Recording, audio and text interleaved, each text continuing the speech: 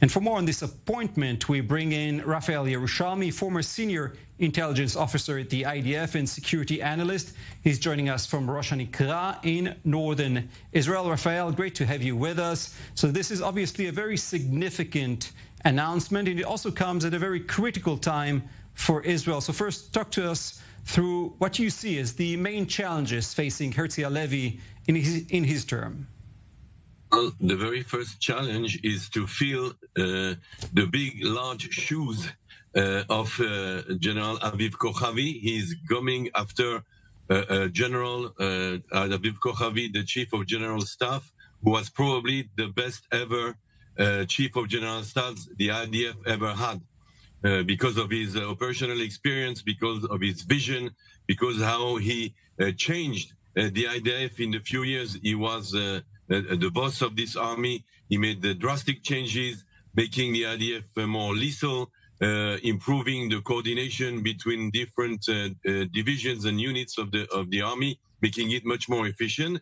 Now, Herzi Halevi will probably be able to fill the place of this great General Kochavi, because he really has the same experience. They have more or less the same career. They are both paratroopers.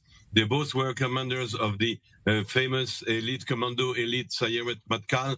They were both directors of the military intelligence. They were both commanders of regional posts. Herzi Halevi was the commander of the Southern Command. Aviv Kochavi was the commander of the Northern Command. Then they also both became second in command of the whole IDF. So they have really a very similar itinerary career. Also, personally, they also have the same kind of approach to life, I would say.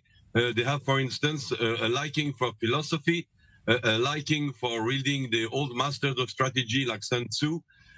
So they seem to have these many things that connect.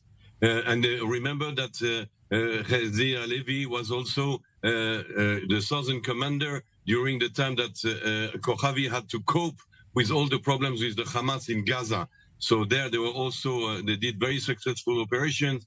I think the choice is excellent. And for once, it's not so political as usual. Usually the choice can be very political. The chief of government, the prime minister, has a candidate in mind. In this case, the choice seems to be much more professional. And it was done on the side of the political chaos that is now in Israel, with the authorization of the Attorney General. So it's a bit of an exceptional way of choosing the Chief of Staff of the IDF, and I think it's a good way, little away from politics.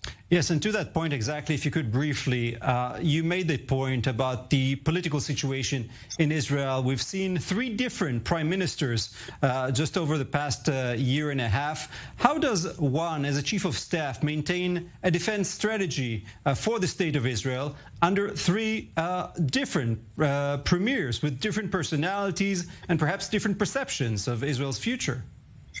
Well, surprisingly, there was a disadvantage, a problem with the budget. I mean, the fact that the governments were changing and the budget was not passed created many problems for the IDF trying to acquire new equipment, mostly from the United States, and there was no budget to do that. But apart from that, surprisingly, it's quite an advantage. The political chaos, in a way, left a much freer hand to the military level, to the IDF, and they came, the last operation that they did in Gaza, Kochavi came to the Prime Minister Lapid, who is an interim Prime Minister, with such a clear plan, such a clear tactical plan, promising success, and a success that he obtained, that Lapid could only say, okay, I authorize, of course I give you the go-ahead.